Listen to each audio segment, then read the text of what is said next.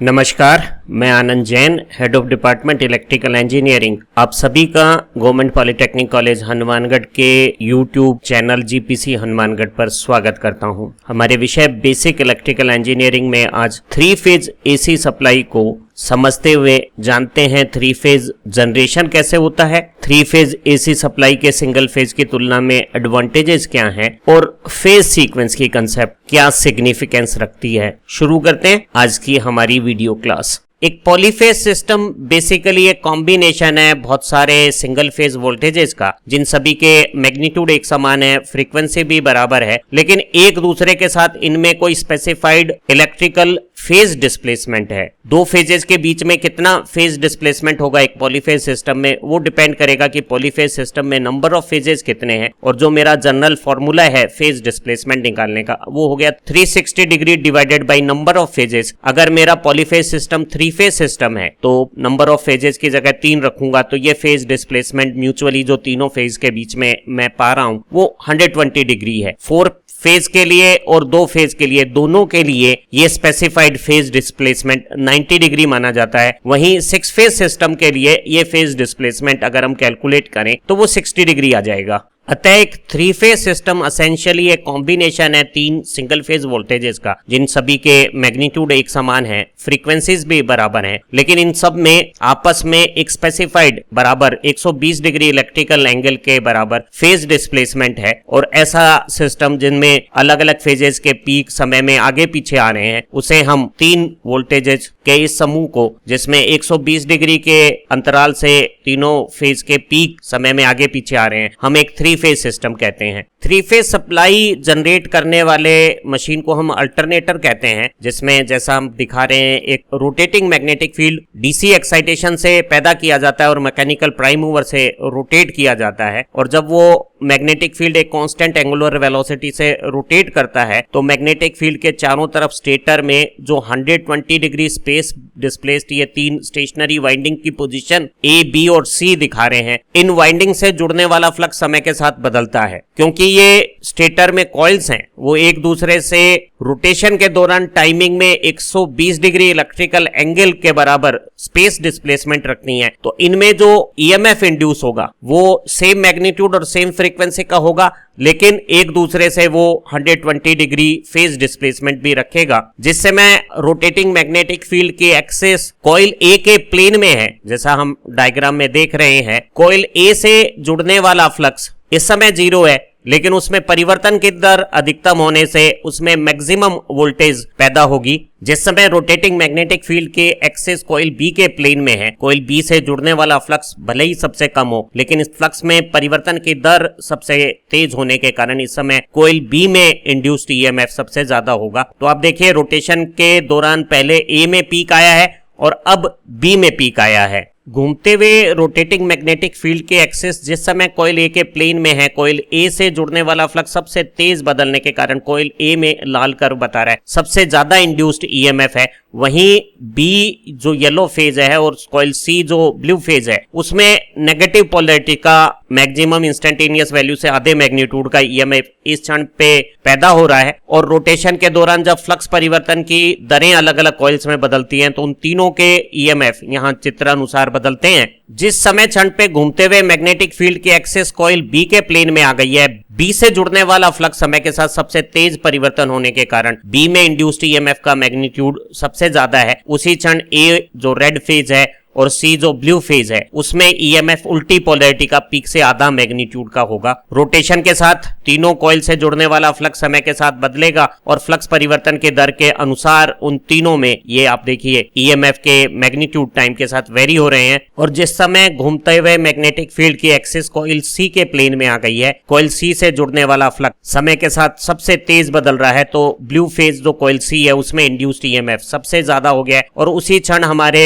Coil ए red phase और coil B yellow phase में induced EMF peak negative का आधा मैग्नीट्यूड रखे हुए है। नेशनल पावर ग्रिड में almost all electric power generation है या मेजॉरिटी पावर ट्रांसमिशन है या बहुत बड़ा यूटिलाइजेशन है इलेक्ट्रिसिटी का, वो 3 फेज के रूप में एसी सर्किट्स में होता है। जो सबसे पहला हमारा 3 फेज इलेक्ट्रिक सिस्टम है वो ब्रिटेन में जॉन हॉपिंगसन ने 1882 में 3 फेज एसी सिस्टम को वहां ब्रिटेन में पेटेंट करवाया। एक 3 फेज एसी सिस्टम में इस तरह के 3 अलग अलग फेजेस के एसी जनरेटर का कॉम्बिनेशन 3 फेज अल्टरनेटर्स हैं, 3 फेज की ट्रांसमिशन लाइंस हैं, बीच में वोल्टेज के लेवल को कम ज्यादा करने वाले ट्रांसफॉर्मर्स हैं और लोड के तौर पे भी 3 फेज के लोड हैं। एक 3 फेज सिस्टम में अल्टरनेटर की जो पावर है वोल्टेज के साथ वो लाइव फेज वायर्स के थ्रू करंट के तौर पे ट्रांसमिट होती है। उसके लिए हम 3 वायर्स का इस्तेमाल करते हैं और एक चौथा तार हम न्यूट्रल का अर्थ कंडीशंस के साथ इस्तेमाल करते हैं। अगर हमारे तीनों फेज में लोड इम्बैलेंस हो या कोई फॉल्ट कंडीशंस में अर्थ के सर्किट में कोई करंट फ्लो हो तो उसको सेफली न्यूट्रल के मार्फत फ्लो पाथ मिल जाता है। नॉर्मली हमारे सर्किट में इम्बैलेंस ज्यादा नहीं होता, इसलिए इस न्यूट्रल में फेज या लाइन तार की कंपैरिजन में करंट का मैग्नीट्यूड काफी कम होता है और हम कॉमर्शियल डिजाइन्स में न्यूट्रल का क्रॉस सेक्शन है वो बाकी सारे फेज या लाइन तारों की तुलना में आधा ले सकते हैं। एक 3 फेज अल्टरनेटर सिंगल फेज और 3 फेज दोनों तरह के लोड को एक साथ सप्लाई कर सकता है। हम बिना न्यूट्रल वायर के 3 फेज 3 लाइन सप्लाई से बैलेंस्ड डेल्टा कनेक्टेड लोड को सप्लाई कर सकते हैं। हम 3 फेज में तीनों लाइन के बीच में तीनों लाइनों के साथ लोड के एक सिरे को जोड़ के दूसरे सिरों को कॉमन न्यूट्रल से कनेक्ट करके हम किसी 3 फेज लोड को 3 लाइनों के साथ एक सिरे से जोड़कर और दूसरे सिरों को आपस में कनेक्ट करके न्यूट्रल से जोड़ के यहाँ ग्रीन हाईलाइट में जिस तरह से दिखाया उस तरह से स्टार कनेक्ट भी कर सकते हैं और किसी इम्बैलेंस लोड को भी हम स्टार कनेक्ट कर सकते हैं। शान हाईलाइट में दिखाए गए किसी भी सिंगल फेज लोड को चाहे वो बी फेज से न्यूट्रल के साथ जोड़ा हो या हम सी फेज के साथ भी न्यूट्रल में एक सिंगल फेज लोड को जोड़ सकते हैं और इस तरह से 3 फेज अल्टरनेटर की ये जो एक फेज लाइन तार और एक न्यूट्रल के साथ जो कनेक्शन बनता है उसे हम सिंगल फेज सप्लाई कहते हैं। अगर एक 3 फेज सप्लाई सिस्टम का कोई वायर डिस्कनेक्ट हो जाता है, किसी लाइन का फ्यूज ब्लो आउट हो जाता है तो ऐसी कंडीशंस में जो लोड का हमारा सप्लाई कनेक्शन है उसे भी हम सिंगल फेजिंग ही बोलते हैं और ग्रीन हाईलाइट में दिखाए गए लोड को इस समय एक सिंगल फेज एसी सप्लाई मिल रही है, हालांकि हमारा अल्टरनेटर 3 फेज सप्लाई का था। हमारी मेन से इलेक्ट्रिसिटी का अधिकांश जनरेशन, ट्रांसमिशन, डिस्ट्रीब्यूशन और यूटिलाइजेशन 3 फेज के तौर पे इसलिए है क्योंकि 3 फेज एसी सिस्टम के पास कुछ सिंगल फेज की तुलना में एडवांटेजेस हैं, बहुत सारे एडवांटेजेस हैं। हमारा सिस्टम ज्यादा इकोनॉमिक है, एफिशिएंट है, उसकी परफॉर्मेंस सिंगल फेज की कंपैरिजन में काफी बेहतर आती है। जो हमारा 3 फेज सिस्टम है उसकी कैपेबिलिटी ज्यादा है, रिलायबिलिटी सिंगल फेज की तुलना में बहुत ज्यादा है। कुछ इंपॉर्टेंट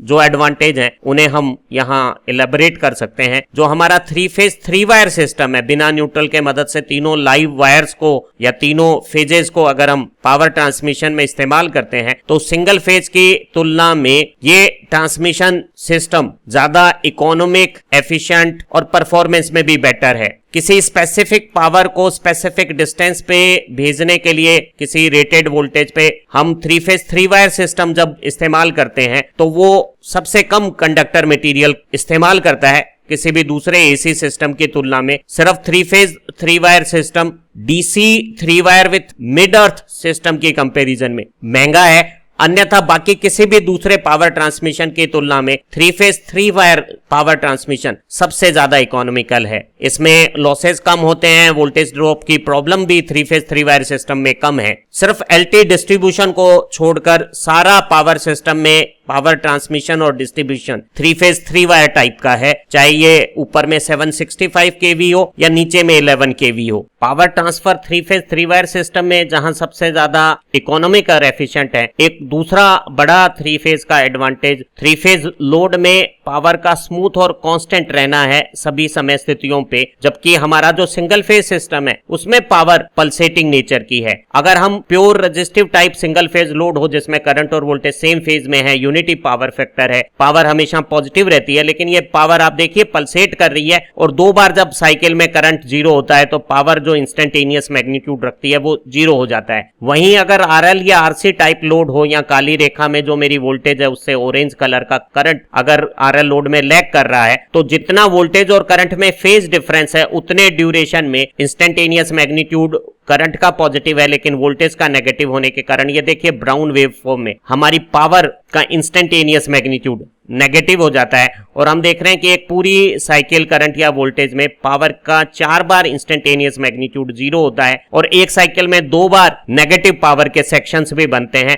अर्थात सिंगल फेज की जो हमारी पावर है वो पल्सेटिंग नेचर रखती है। सिंगल फेज सप्लाई की पल्सेटिंग पावर कंडीशंस हैं वो छोटे लाइटिंग लोड्स के लिए या फ्रैक्शनल हॉर्स पावर छोटी मोटरों के लिए तो ऑब्जेक्शनेबल नहीं है, लेकिन जो बड़ी हैवी पावर की मोटर्स हैं उनमें अगर हम पल्सेशन करेंगे पावर्स का ऐसा तो बहुत ज्यादा नॉइज और वाइब्रेशंस पैदा होंगी और हमारे लोड को भी कंफर्ट अवेलेबल नहीं होगा। जबकि हमारे 3 फेज सिस्टम में जो टोटल पावर डिलीवर होती है वो समय के साथ कांस्टेंट रहती है 3VI cos phi, जहां V और I फेज में RMS वोल्टेज और RMS करंट है और ये cos phi लोड का हमारा पावर फैक्टर है। तो एक बैलेंस 3 फेज लोड में इंस्टेंटेनियस पावर एवरेज वैल्यू पे कांस्टेंट रहती है लगातार, और ऐसी स्थिति में भले ही किसी एक फेज या 2 फेज की पावर पल्सेट होकर नेगेटिव भी हो गई है लेकिन लोड की जो टोटल पावर है वो कांस्टेंट रहती है। तो सभी हैवी पावर ड्यूटीज की एप्लीकेशंस में पावर का ये जो स्मूथ और स्टडी कांस्टेंट नेचर है 3 फेज सिस्टम में वो बहुत डिजायरेबल है। इलेक्ट्रिक पावर सप्लाईज में रोटेटिंग प्राइम मूवर के तौर पे हम इकोनॉमिक और रग्ड रोबोस्ट इंडक्शन मोटर का इस्तेमाल करते हैं और सिंगल फेज मोटर्स की तुलना में जो 3 फेज इंडक्शन मोटर्स हैं उनमें सेम फिजिकल साइज के साथ 1.5 गुना ज्यादा पावर आउटपुट बनाने की क्षमता होती है। जो हमारी 3 फेज इंडक्शन मोटर है उसकी टॉर्क, पावर फैक्टर, एफिशिएंसी और दूसरे जो परफॉर्मेंस पैरामीटर हैं वो सिंगल फेज इंडक्शन मोटर की तुलना में बहुत बेहतर है। अगर हम सेम आउटपुट पावर और स्पीड की 2 सिंगल फेज और 3 फेज इंडक्शन मोटरों में कंपैरिजन करें तो 3 फेज मोटर निश्चित रूप से न केवल ज्यादा इकोनॉमिक है, साइज में छोटी है, बल्कि उसकी टॉर्क, पावर फैक्टर, एफिशिएंसी और दूसरी परफॉर्मेंस बेटर है। हमारी सिंगल फेज इंडक्शन मोटर में जो मैग्नेटिक फील्ड है वो पल्सेटिंग नेचर का होता है, वो सेल्फ स्टार्टिंग नेचर का टॉर्क नहीं बनाता है, हमें किसी ऑक्सिलरी स्टार्टिंग मेथड से सिंगल फेज मोटर को स्टार्ट करना होता है। जबकि हमारी जो 3 फेज इंडक्शन मोटर है उसमें जब स्पेस डिस्प्लेस वाइंडिंग में हम 3 फेज टाइम डिस्प्लेस एक्साइटेशन करते हैं तो बिना किसी रोटेटिंग स्ट्रक्चर के भी स्पेस में एक कांस्टेंट मैग्नीट्यूड और कांस्टेंट स्पीड का रोटेटिंग मैग्नेटिक फील्ड बन जाता है और मोटर अपने आप सेल्फ स्टार्ट हो जाती है। हमारी पावर ग्रिड में हम बहुत सारे अल्टरनेटर को आपस में पैरेलल में ऑपरेट करते हैं और 3 फेज अल्टरनेटर का पैरेलल ऑपरेशन ज्यादा सरल है और एक सिंक्रोनाइजिंग पावर के कारण वो आपस में बहुत अच्छी स्टेबिलिटी भी मेंटेन कर रखता है। जब हम मेंस की एसी सप्लाई को रेक्टिफाई करके डीसी आउटपुट के लिए इस्तेमाल करते हैं तो हम पाते हैं कि जो 3 फेज रेक्टिफायर है उनमें ट्रांसफार्मर का यूटिलाइजेशन फैक्टर, रेक्टिफिकेशन की जो एफिशिएंसी है वो बेटर है। एक 3 फेज फुल वेव रेक्टिफायर है उसके रेक्टिफाइड आउटपुट में केवल 4% रिपल्स हैं, वहीं एक single phase full wave rectifier में रिपल की जो कंटेंट है वो 48% के आसपास है। तो हम पाते हैं कि सिंगल फेज रेक्टिफाइड आउटपुट में हमें बहुत भारी भरकम फिल्टर कंपोनेंट की भी जरूरत रहेगी, जबकि 3 फेज रेक्टिफाइड आउटपुट में फिल्टर रिक्वायरमेंट ज्यादा भारी भरकम नहीं रहेगी। हमारा जो 3 फेज सिस्टम है वो ज्यादा वर्सेटाइल है, उससे हम अनेक तरह की एक्टिविटीज कर सकते हैं। अगर हम 3 फेज सिस्टम की किसी एक लाइन और न्यूट्रल के बीच में किसी सिंगल फेज लोड को भी चलाना चाहें तो चला सकते हैं।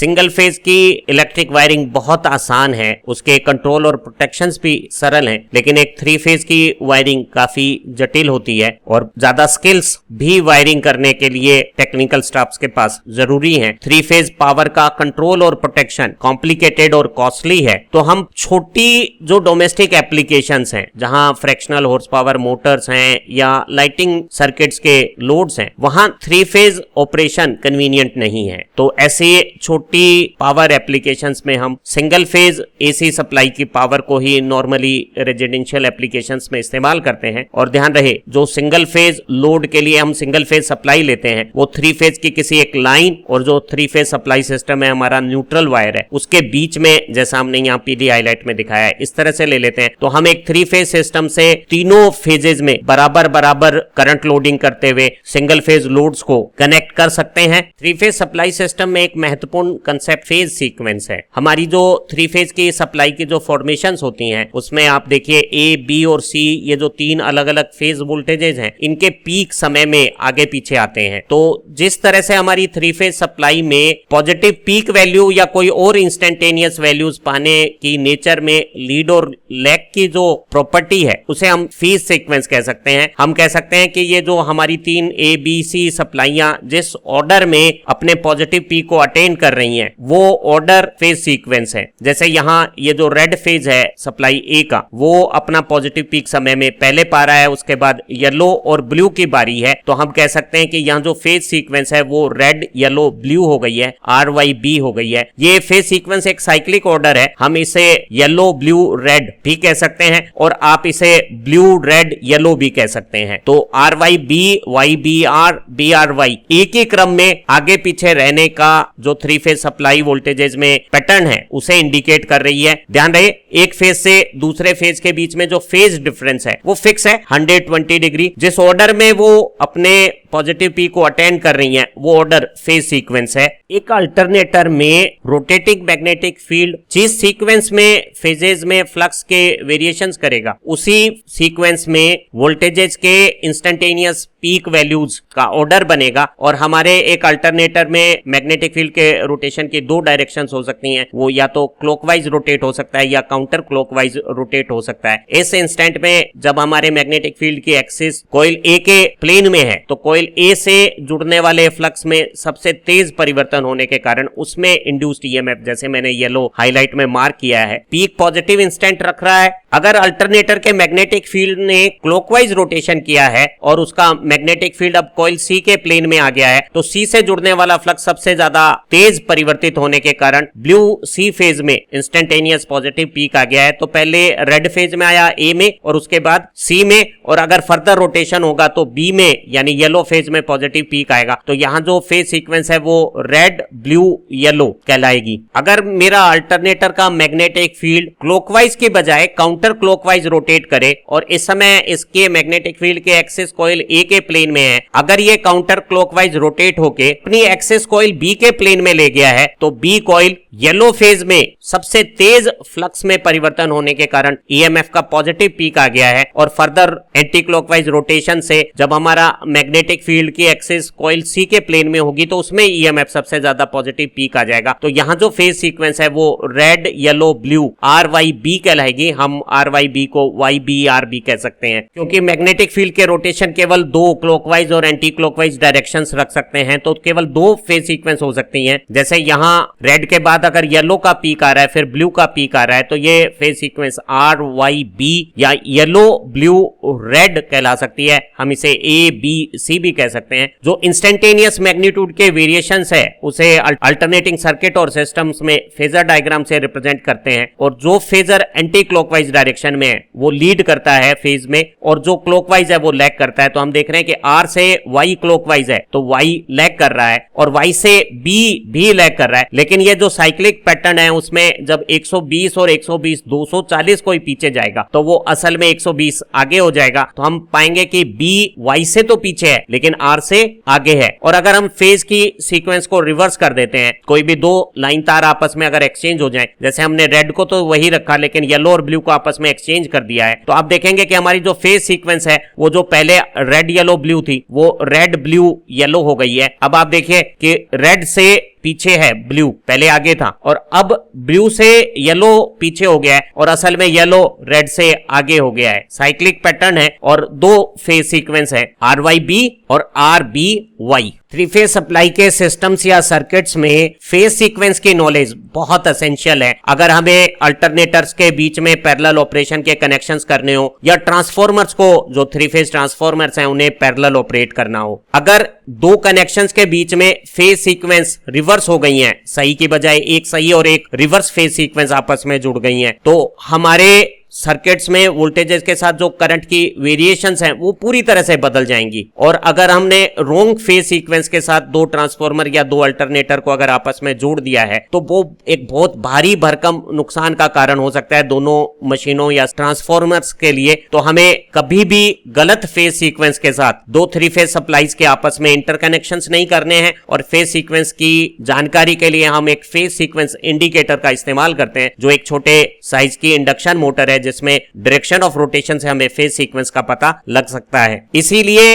3 फेज सिस्टम्स में जहां कहीं भी हमें पैरेलल ऑपरेशन और इंटरकनेक्शंस करने हो वहां फेज सीक्वेंस को एसेंशियल रूप से स्पेसिफाई किया हुआ होता है ताकि हमें किसी भी प्रकार के अननेसेसरी कंफ्यूजन्स ना हो। एक 3 फेज इंडक्शन मोटर में जब 3 फेज स्पेस डिस्प्लेस वाइंडिंग में 3 फेज टाइम डिस्प्लेस्ड एक्साइटेशन दिया जाता है तो स्पेस में जो रोटेटिंग मैग्नेटिक फील्ड है वो टाइम में लीडिंग फेज की स्पेस पोजीशन से लैगिंग फेज की स्पेस पोजीशन की तरफ होता है। और लीड और लैग की जो सीक्वेंस है उसके अनुसार हमारा रोटेटिंग मैग्नेटिक फील्ड की डायरेक्शन बनती है और उसी दिशा में हमारी इंडक्शन मोटर रोटेट करते हुए मैकेनिकल टॉर्क जनरेट करती है। अगर हम 3 फेज सप्लाई के किन्हीं दो लाइन तारों को मोटर के टर्मिनल्स पे आपस में बदल देते हैं तो हमारी फेज सीक्वेंस उल्टी हो जाएगी और ऐसी कंडीशंस में स्टेटर में रोटेटिंग मैग्नेटिक फील्ड की डायरेक्शन उल्टी हो जाएगी और हमारे मोटर की डायरेक्शन ऑफ रोटेशंस भी उल्टी हो जाएगी। तो अगर हमें किसी 3 फेज इंडक्शन मोटर को उल्टा रोटेट करना है, उसकी डायरेक्शन ऑफ रोटेशन सही नहीं है, उसे बदलना है, तो हमें जो लाइन के 3 तार आ रहे हैं उनमें से किन्हीं भी 2 तारों को आपस में इंटरचेंज कर देना है मोटर के टर्मिनल बॉक्स पे। और इससे फेज सीक्वेंस रिवर्स होने से हमारे 3 फेज इंडक्शन मोटर की डायरेक्शन ऑफ रोटेशन रिवर्स हो जाएगी। आशा है आज की इस इंट्रोडक्टरी वीडियो लेसन से हम 3 फेज एसी सप्लाई सिस्टम को समझ पाए होंगे, हमें 3 फेज सप्लाई सिस्टम्स के एडवांटेजेस समझ आए होंगे और फेज सीक्वेंस की क्या सिग्निफिकेंस है वो भी जानकारी प्राप्त हुई होगी। हमारी दूसरी वीडियो की मदद से आपकी विषय समझ और सुधरेगी। आप अच्छा पढ़ें, तरक्की करें। Have nice time. फिर मिलते हैं एक नए लर्निंग वीडियो के साथ।